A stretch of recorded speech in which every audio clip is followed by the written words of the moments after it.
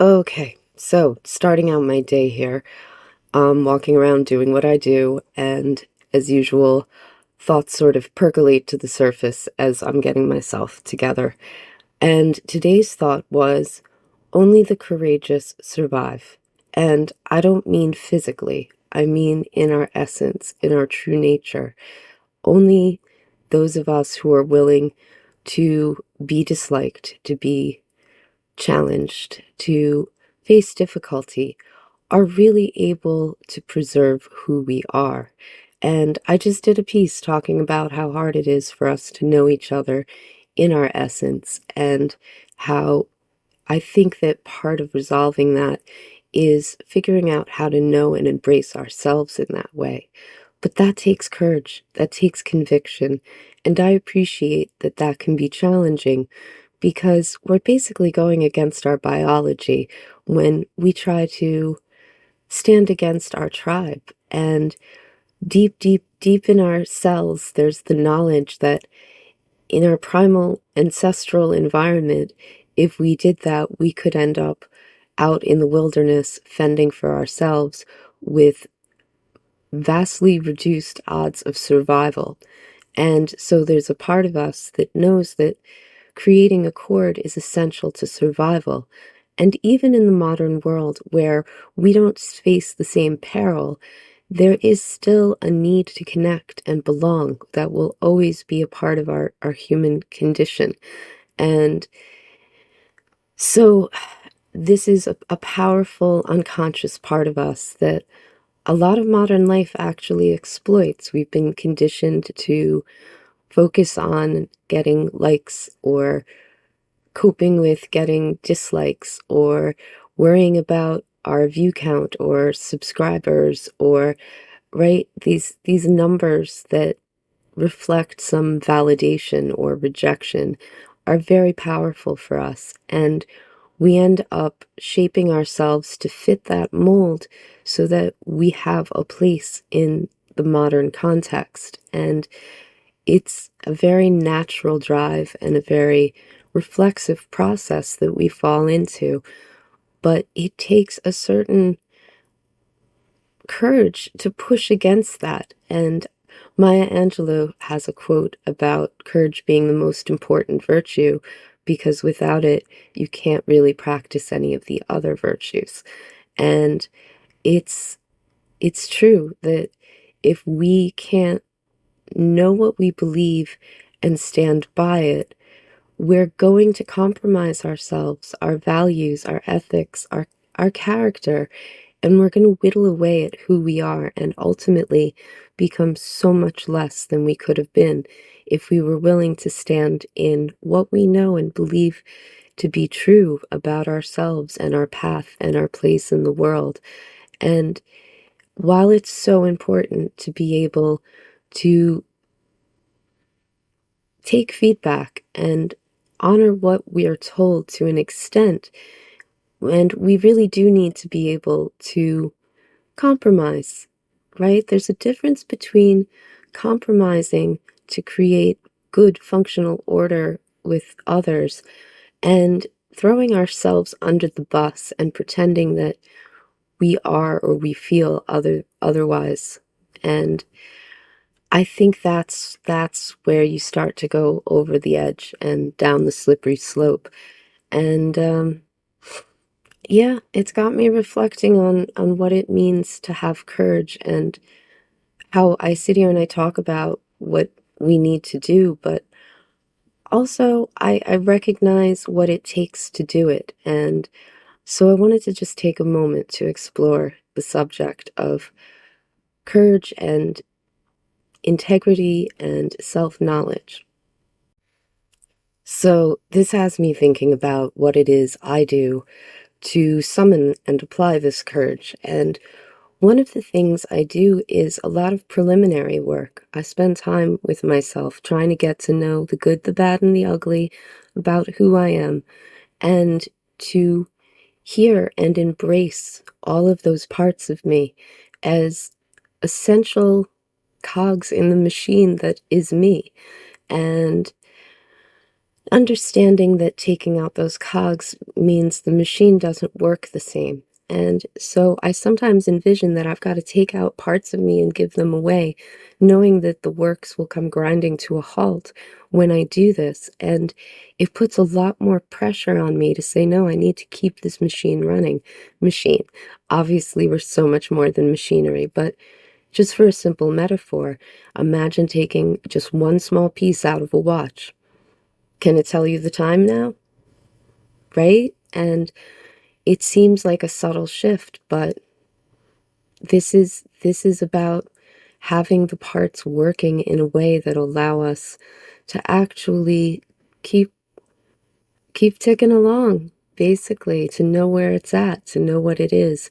And I feel like being able to get down into that part of ourselves and understand all the parts, all of how that fits together, and really having a clear view of that, and this is where clarity comes in, um, allows us to understand the cost and the absurdity of giving those parts of ourselves away.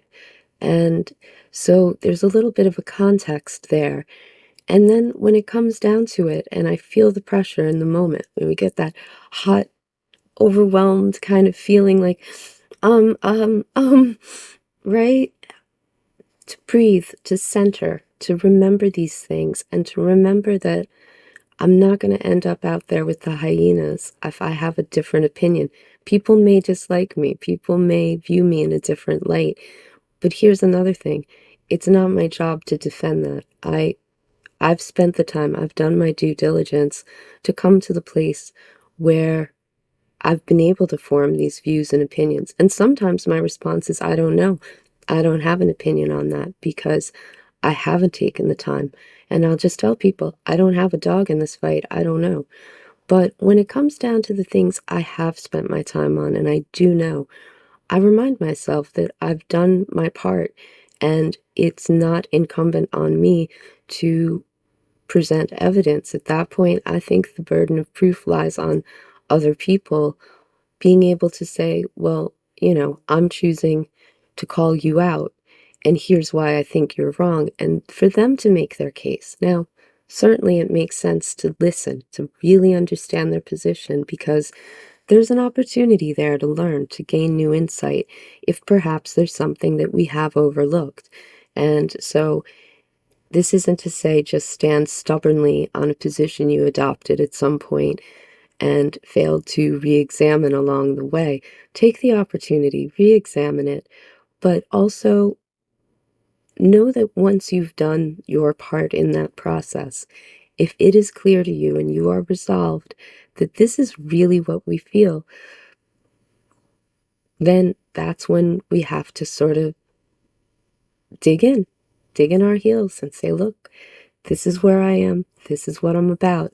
And if I surrender that to this extent for this imagined return on investment, I'm going to end up without what I need to go forward in this life. And that's a lot worse than ending up out with the hyenas. The hyenas will finish you off real quick. If you compromise your character, you have to live with that for all of your days. It's a much slower death. And so sometimes I just scare myself into being more courageous. I'll be like, it's worse out here than out here. If you're going to be exiled to the land of integrity, not compromised character, right? The difference between compromising and being compromised is pretty significant here, not to be too semantic, but to be willing to compromise with others to make things work. Very functional, very healthy. Seeking feedback, validation from people who can give you good insight and a clearer picture. Very healthy.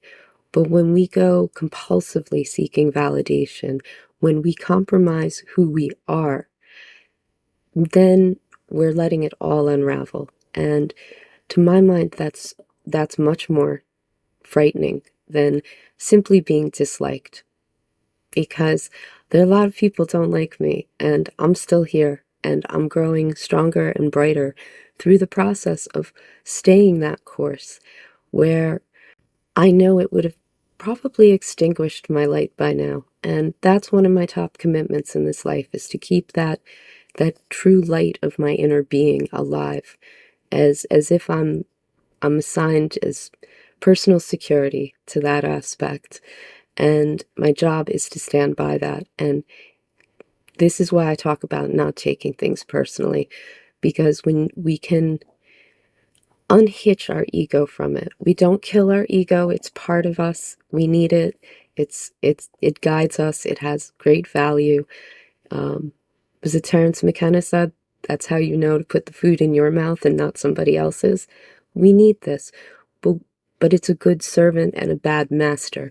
So we set the servant aside, and we master ourselves in the moment to look at what's being presented to us and evaluate the cost and the rewards at hand, and to say that for me to change my plans a little, or to endure listening to music I don't like, or to, I don't know, it's these little compromises we make. To go to a restaurant I don't care for, fine, compromise all day. But when it's about who you are, what you value, what you believe in, what you're working to create, to serve, to build your legacy from, that has to have a much higher price for admission.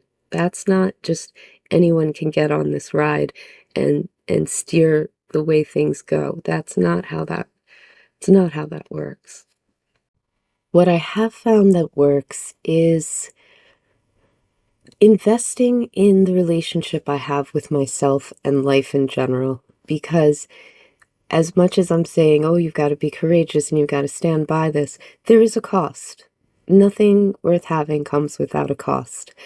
And for me, the cost is to be on my own a certain amount, because people do want you to conform, to agree, to go along, to get along. And when you decline that invitation, you get cut out of the party. And so it's important to realize that you're not doing it wrong if you find yourself on the outside, unless you find yourself there without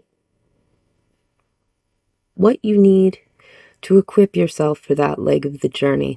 And it's a leg of the journey that will always find new connections, new places. We have to be somewhere. We have to be with somebody. And so life goes on and we go forward, and ultimately we really just have to traverse these lonely stretches. And in that, that's where the relationship with self becomes so valuable.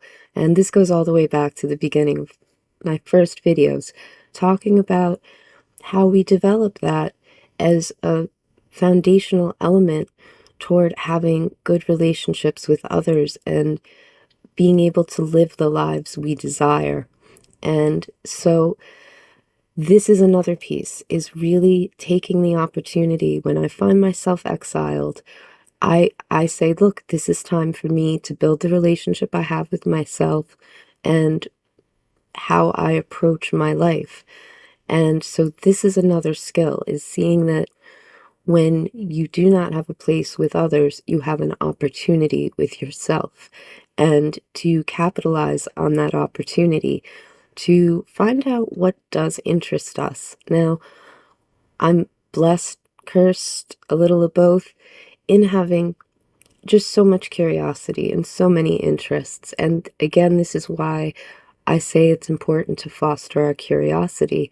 And this relates to being alone and with others. As a tangent, here's our tangent.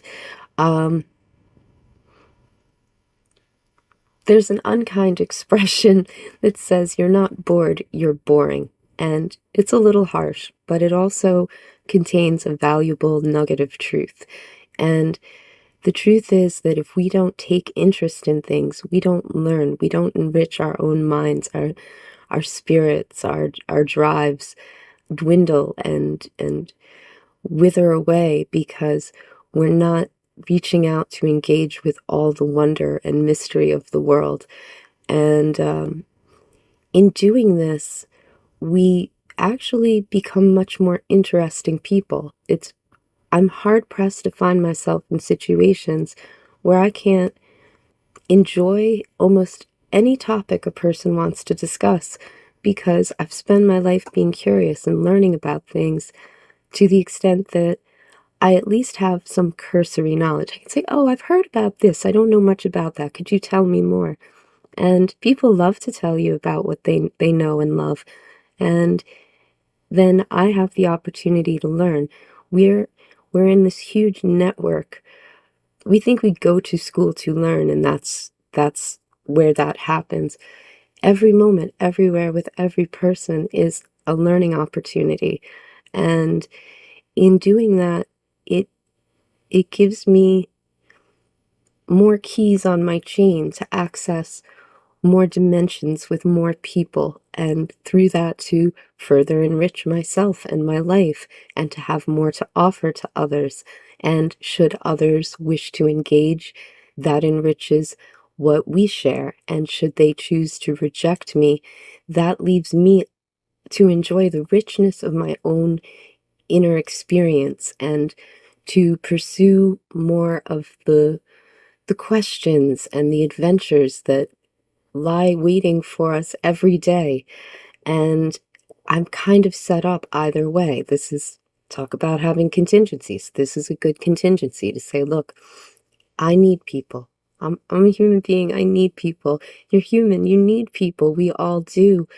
But we're not going to die like llamas if you leave us in isolation for a period of time. Um, we can die with others. We can die to who we are with others. And as I said, that's the slow, painful death. And yes, it's uncomfortable. I do suffer and pay for this in ways, but that suffering is a cue to me. I'm like, you're uncomfortable, you're unhappy. What can you do to change this? And I take that opportunity to get busy asking good questions, learning, venturing out into places and experiences that are unfamiliar to me, that challenge me to grow and expand, and through that expansion to become more and to draw more into who I am. And so, whether I'm alone or with others, the objective is to be in good company. We want to be in good company, whether it's with me, myself, and I, or a whole broad network of other people. And so these are some of the things that really will outfit us to be able to stand in that courage and see it through and pay the cost. Because though there be pain, there's pain either way. None of us getting off the hook for having some pain in this life. We get to choose the pain and apply it to what serves us and to what we value. And so I think another pointer for me in this is to say, look, if I've lost connections, if I find I am lacking some of the social support that I really need, that's an opportunity for me to work on enriching the life I have outside of that, beyond that. And ultimately, it's also the avenue along which I find my way back into the throng. The, the world of all people and all things is just there. It's just right there. And as I expand into it and again draw into me more, have more to bring. And this is how we get that circuit flowing, because she's back to circuits. She loves her circuits. It's true. Things work on circuits. Look at the orbit of planets. Look at the flow of our blood. Look at the turning of seasons. Everything is cyclical, and it works because it moves and it flows and it changes. It goes that way and back again. That's almost a natural law of all things. And so I look to nature to try and preserve and protect and enhance my own nature, and to be selective about the nature of the people I draw into my life, because here's another risk, another cost. If we find people who cannot appreciate and embrace us for who we are, who ultimately require us to change that to suit their comfort level, we are not only diminishing ourselves, we're shortchanging what is due to us. We are drawing to us people who, let's put it this way, we are the company we keep, and we're very influenced, very shaped by the relationships we have, and they determine a substantial portion of our quality of life. And if we have to shoehorn ourselves into somebody else's framework to exist at a level where we can't enjoy the full richness of who we are with others, then we're not getting the goods at the end anyway. We're paying for something we're not ultimately receiving, and we're being shaped by influences that will further weaken us and further contort, distort, pervert, diminish us over time. And then when we end up feeling lost and less than, we simply will not have the resources we need to rise above it without substantial pain. A disproportionate amount of struggle and suffering is required once we've gotten ourselves mired in with that kind of a dynamic. And so while it may be scary to stand our ground and even remove ourselves from situations, when you consider what the alternative is, it's far less intimidating than facing all that cost, all that loss, all that suffering, and to ultimately fail at protecting the one person we were given to protect from the beginning. We were given this one person. Isn't it Matthew Hussey says something about that, I think, where, what was it? Something about birth. You were given one person to take care of, and that's you. And yes, as we grow and take on more responsibilities and do network and build relationships and communities and families, obviously we have other people to take care of, but we're not going to be able to do that effectively if we're not able to do it with the first person we were given to care for. So when you put it all on the scale, the courage to stand in defense of who we are, maybe not in defense, but to be an advocate and a bodyguard and a friend to who we are first. I don't know how we can accomplish much of any real good in this world, and I think we have a natural drive for contribution, for place, for meaning, for having a sense of our role. And if we can establish that for ourselves, we become free. We're not enslaved to the validation, feedback, approval, and inclusion of others when we can provide that for ourselves. And as we do that, we can provide more of that to others. So if you're inclined to putting others before yourself, realize you're not going to have much to offer if you can't foster and cultivate this. And if you're the kind of person who's like, hell with other people, it's just me out here alone, understand that if you're going to be out there alone, then you're really going to need that relationship with yourself in your life to be strong and nourishing, because we're not really meant to go it alone.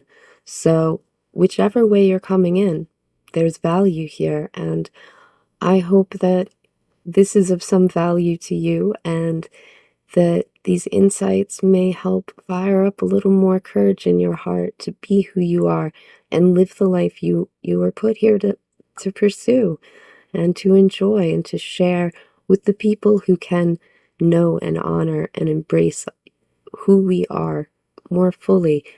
And maybe it's about leading by example. We need to be able to set the standard for ourselves and invite others to join us in that. And yes, there's room for compromise. There's a place for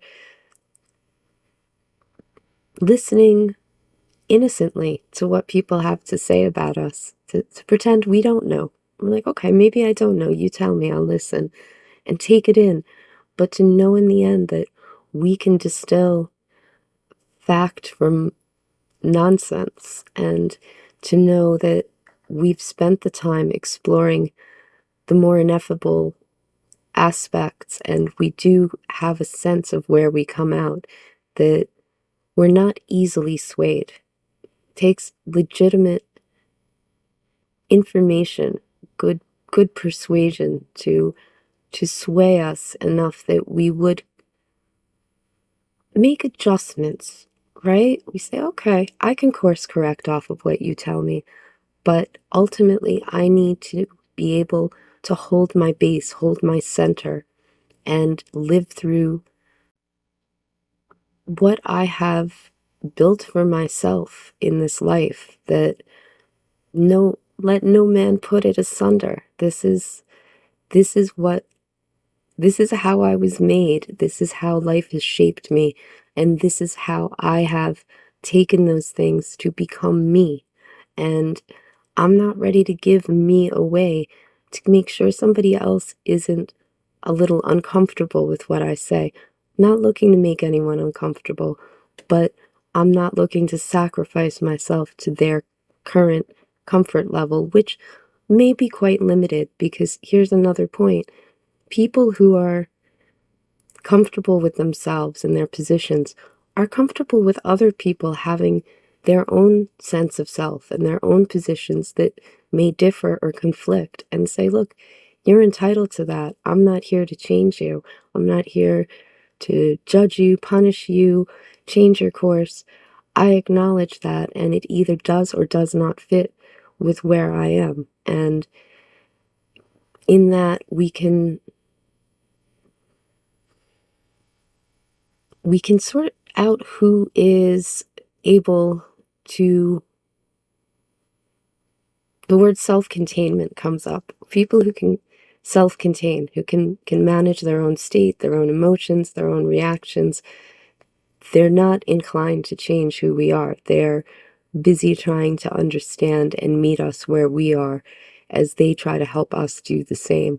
And that's a foundational element, a critical element of building healthy relationships. We talk about boundaries.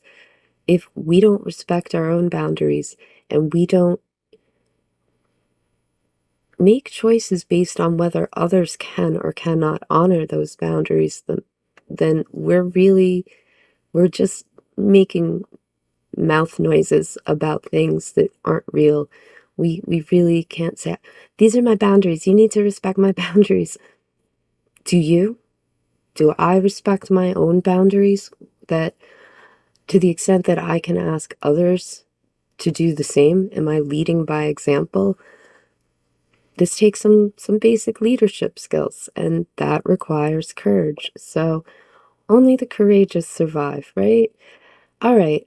I've been riffing into myself into circles on this, so I think I'll wrap it there. But the point is to understand that this requires courage, it requires self-knowledge, it requires clarity, but it also yields a wholeness and a soundness and a well-being that whittling away at these things can never provide, no matter how satisfying it might be in a moment to feel the approval and the acceptance of others.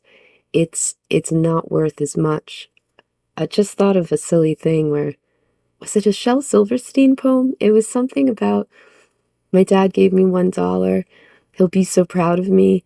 I swapped it for, I think it was like 2 quarters, and two is more than one, right? And then he goes on and on until he's down to like however many pennies that certainly don't equal $1. And I think that's what we do. I think we're kind of swapping $1 for 2 quarters because two is more than one. But we know it's not. The true value is less obvious than that. And I think we're capable of seeing that if we just shine the light on it from the right angle, and come in and say, yeah, what I have is worth more to me than what you can tell me about it. So maybe it's more than courage. Maybe it's knowledge as well, but there is some courage required, and if we're to preserve who we are in our essence and truly live the fullest, richest lives possible, then we're going to need to summon that courage by whatever means possible. And I hope some of these insights and examples will help you to find some of that courage and that value that will allow us all to be more genuine with ourselves and each other and more prepared to keep moving if others can't see and value that, because none of us deserve to be caught in the prison of unhealthy relationships, losing who we are, when we can be moving through life, gaining experience, and becoming more of ourselves to the point that when we do encounter the people who've done the same, we can really have full richness of human connection and life experience. That life's so short and there's only this one time through that we're guaranteed. So I hope we can all make the most of that through cultivating greater courage and self-knowledge and living richer, fuller lives. All right, I'm going to wrap there. Thanks so much for coming along. It's always a pleasure to have you here, and I look forward to seeing you in the next round. All right, all the best. Bye-bye.